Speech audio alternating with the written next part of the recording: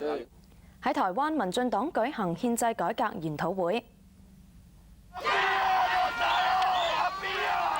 領導人陳水扁到達會場外嗰陣，大批倒扁群眾向佢高叫口號，同埋做出倒扁手勢。陳水扁喺研討會上面話：憲制改革一定要徹底，特別係中央政府體制嘅選擇，究竟用內閣制抑或係總統制，必須要有完整嘅規劃。國際方面，繼法國報 released promptly, and then once again he expressed his sorrow about this incident.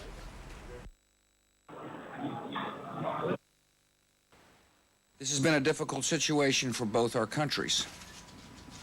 I know the American people join me in expressing sorrow for the loss of life of a Chinese pilot.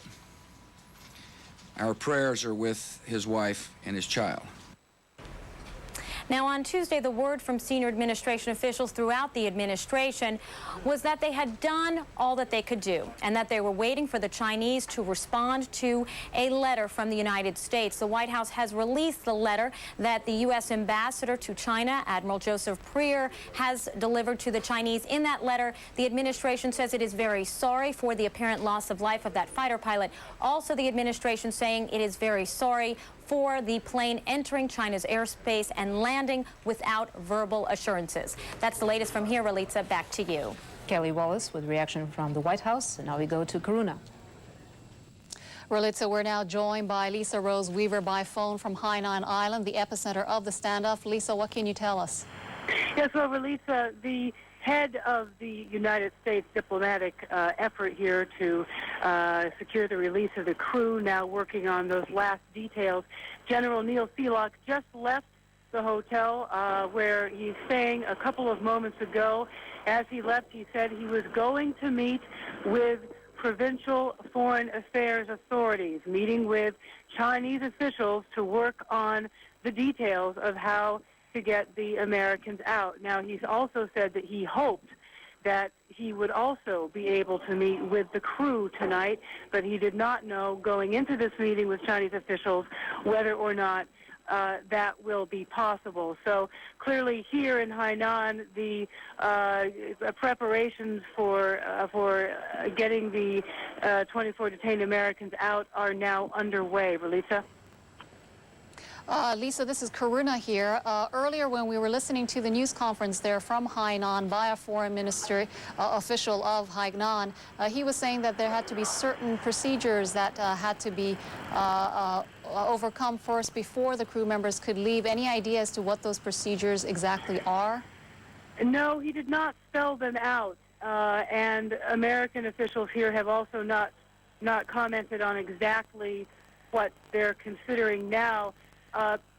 Earlier, they were doing things like getting ready to provide any travel documentation the crew might need. They said at the time that they would have to wait for word from the Chinese to know exactly what kind of documentation that would be in order. Crew members until they leave the island?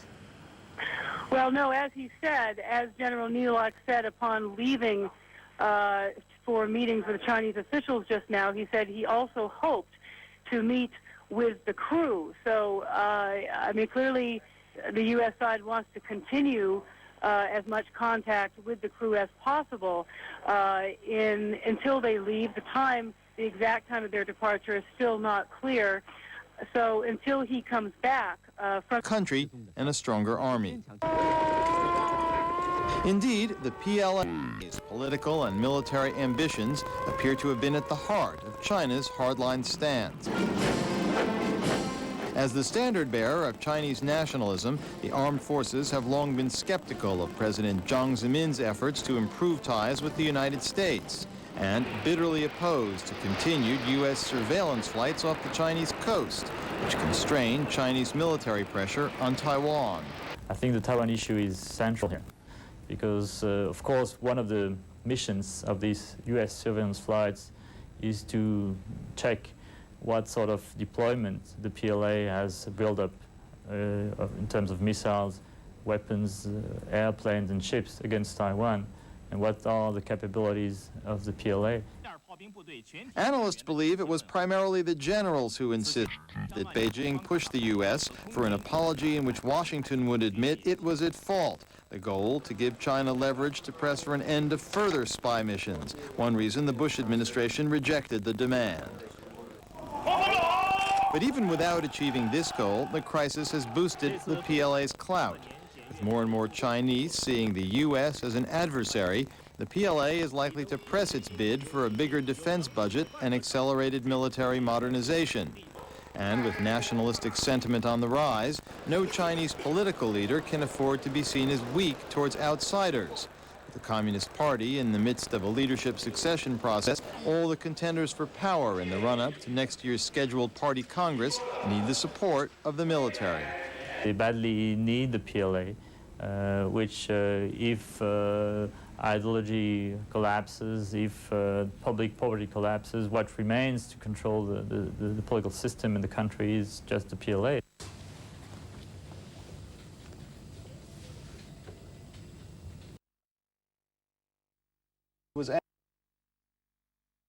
Beijing is painting this whole resolution as a victory for China. Is that how you see it? Well, the Chinese propaganda machine is definitely painting this as a great triumph, but the reality is that the Chinese started out demanding a total U.S. apology, acknowledgement that the U.S. was responsible for causing the incident, that it was totally the U.S. to blame, and in the end, Beijing got a very, very limited expression of sorrow and regret for the episode, nothing remotely like what Beijing was demanding, even though the Chinese public line was very tough and very strident. And that fact will undoubtedly work its way into Chinese society. Interestingly, the People's Daily, in an editorial to be published on Thursday, describes this as a great victory and then urges people to turn their patriotic passion towards economic construction and to rally around the party center with Jiang Zemin at its core. So I think the leadership is aware that it needs to channel these feelings away from protest towards the government for the perception that it may have been weak and rather try and bolster the government, because Beijing clearly didn't get all it was asking. Okay, Mike, thank you. Our senior Asia correspondent, Mike Chinoy. Rulitza? Karuna, thank you. UN Secretary General Kofi Annan says he is relieved that the crisis over the U.S. spy plane in China has been resolved peacefully. Speaking to the media a short while ago,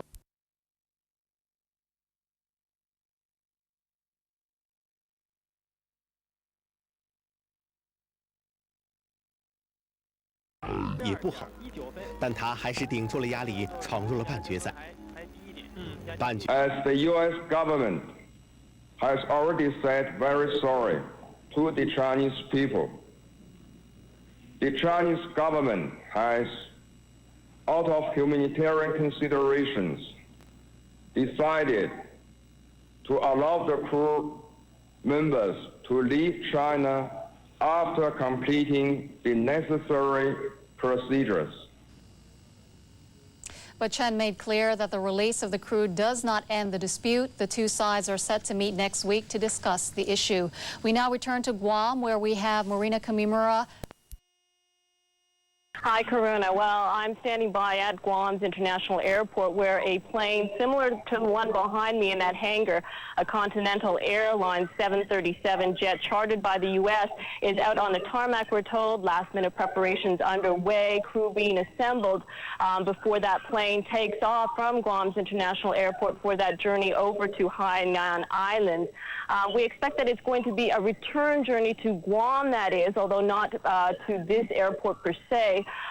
The plane very likely instead coming back to Guam's Anderson Air Force Base.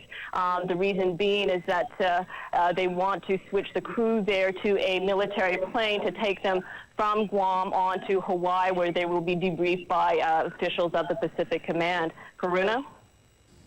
So are officials there telling you that everything's going as planned, on schedule, no delays? It seems like that. It's very hard to tell, as the movement has been extremely quick this evening. What we can say is that that Continental's jet had been on standby at the airport here for days now. Continental having a fleet that is based here. They apparently haven't been contacted by the U.S. to put that plane on standby, in effect allowing those preparations to take place very quickly. So Much for joining us. You're welcome. First of all, we need to talk about the impact on relations. I guess we have to start by talking about the fallout for both administrations from this standoff and the way it was handled. First, if we go to the way the Bush administration handled this, there is quite a lot of indignation in Congress as this stalemate progressed.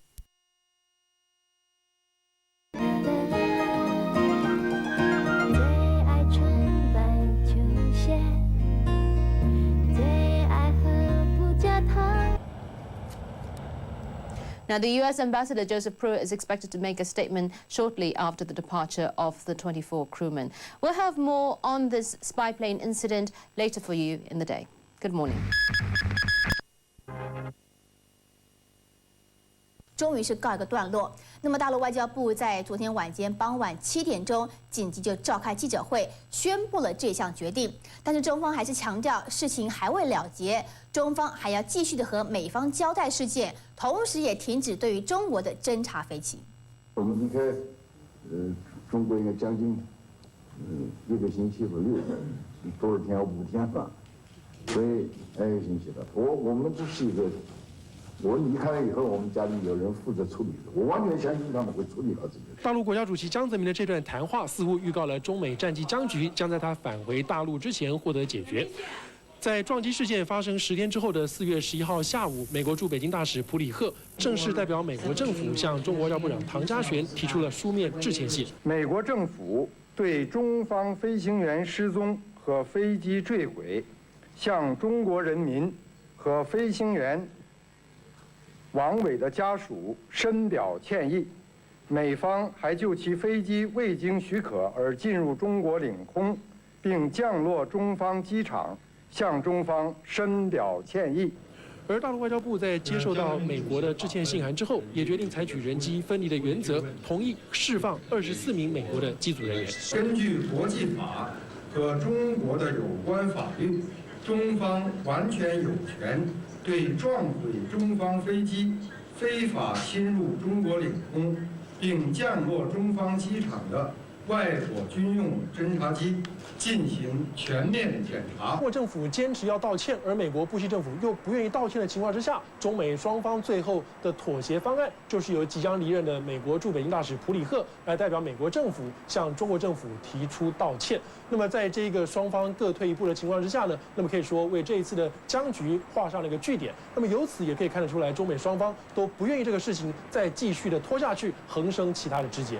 以上是无线卫星新闻记者林大法、徐家乐我们在北京的报道。 虽然是双方是各自表述，但是中华民国外交部在美国总统布希发表简短的声明之后，也立刻的做出回应。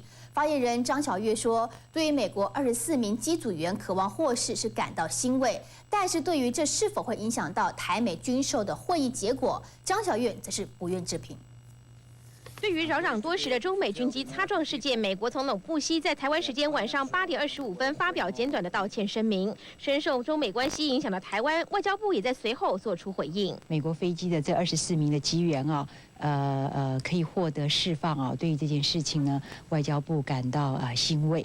有西方观察家认为，这一次事件可能影响到近期将举行的华美军售会议，更可能会冲击到对台湾的军售内容。我国外交部对此以及中美台关系是否会产生重大变化，则暂时不多做评论。无线卫星新闻综合报道。再来看一名18岁的少年爱上了51岁的婦女。 方會喺18號召開會議，討論今次事件嘅起因，同埋提出建議，防止同類事件再次發生。亦都會傾到鑑美軍 EP3偵察機會點樣處置。美方相信中方會喺會上提到有關美軍日後喺中國附近進行偵察活動嘅問題。亞洲電視記者鄧俊輝北京報導。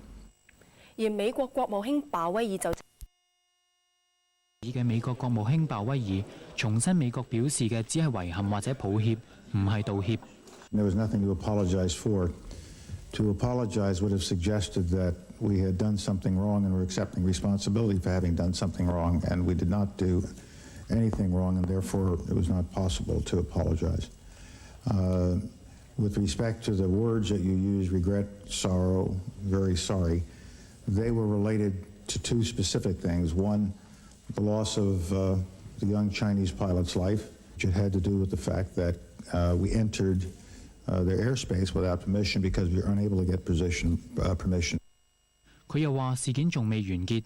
This is not over. Some discussions will begin, and we still have our plane there. 而美國總統喬治布殊較早前喺白宮公布機員可以回國嘅消息，亦只係對中國戰機機師王偉表示哀悼。I know the American people join me in expressing sorrow for the loss of life of a Chinese pilot. 喬治布殊隨後到北卡羅來納州同一個被扣留機員嘅父母見面，讚揚佢哋嘅仔勇敢同愛國。They raised a boy who loves his country, and we owe a debt of gratitude to not only the servicemen and women, but to their parents as well. 聯合國秘書長安南就對事件告一段落表示欣慰。亞洲電視記者陳寶華報導。而喺拉丁美洲訪問嘅國台探视，涂太太在极度机密的安排之下，中午搭乘了抵达台北。那么为涂太太安排通关的，则是总统府的努力。按中国主权美国侦察機的24名機組人員，這顯得中國方仲未通知佢哋幾時可以同24個美國偵察機嘅機員第4次會面。佢又話，美國國務卿鮑威爾同駐華大使保持緊密聯絡，商討對策。Secretary Powell is working it very hard in Washington, consistently with meetings. Ambassador Freer has been working virtually around the clock in Beijing. 謝洛高朝早喺酒店話，美方爭取中方盡快釋放美國偵察機嘅機組人員。佢又話，美方希望中方可以俾佢哋同24個機組人員每日會面1次，甚至2次。至於謝洛高凌晨同被扣留嘅24個偵察機機組人員第3次會面嘅情況，就由顧慧敏喺海口市報導。美國駐華使館國防武官謝洛高喺凌晨時分，聯同另一個美方官員同24個美軍機組人員進行咗1小時嘅會面。謝洛高話：啲機員都好希望能夠盡快返屋企。佢已經將機員喺美國家屬嘅一啲口信轉交咗俾佢哋。They're all doing well. They're looking forward to going home. They do offer that they very much appreciate the emails that they've been allowed to receive from home, which they have. 謝洛高又話：目前機員嘅士氣仍然好高昂。而海南省外事辦主任陳池話：目前搜殺中國飛行員王偉嘅工作仍然係進行緊，而參與搜殺嘅漁船同埋範圍亦都不斷係增加同埋擴大。Over 800 fishing vehicles from Hainan, Guangdong, Guangxi, Hong Kong, Macau, and Taiwan joined the rescue. 今次係自從中美軍機相撞事件發生之後，美方官員第3次獲准同美軍24個機組人員會面。有線電視記者顧慧敏喺海口市報導。喺北京，美國駐華大使普里克話：24個偵察機嘅機組人員情況良好，希望佢哋可以喺短時間內獲得釋放。普里克又話：喺海南嘅美國外交人員等緊外交部通知，睇下幾時可以再同24個機員見面。而中美兩國繼續就釋放被扣留嘅美軍偵察機機員進行談判。美國總統喬治布殊話：有信心美軍機員可以盡快獲釋。有美國國會議員認為美國